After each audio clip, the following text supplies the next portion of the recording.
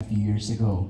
Even before that you were already a great actress. What's your usual response when people say Janine is a much better actress under ABS-CBN?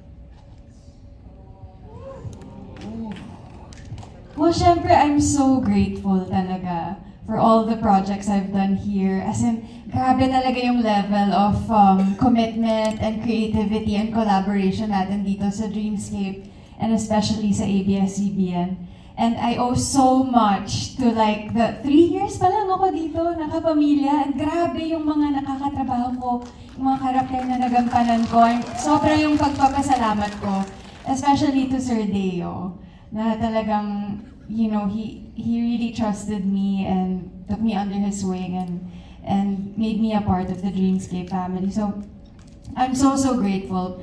And at the same time, I'm also so grateful to my former network kasi doon ako nag-umpisa from zero. Kasi sila yung naghirap sa akin na mga, wala talaga akong alam sa ginagawa ko. So I'm so grateful to all the creatives I worked with there and the directors I worked with there. And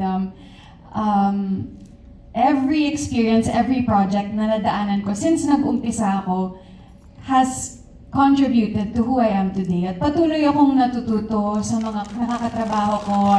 At sa inyo din, sa mga fans, dahil yung mga komento nyo, yung mga reaction nyo, yun din talagang nag-inspire sa amin na talagang pagbutihan pa sa trabaho.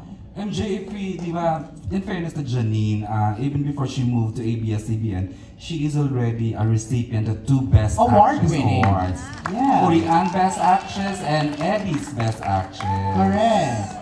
Saka siyang mata-mata acting... the phenomenal Dirty Linen. Oo, Dirty Linen, di ba?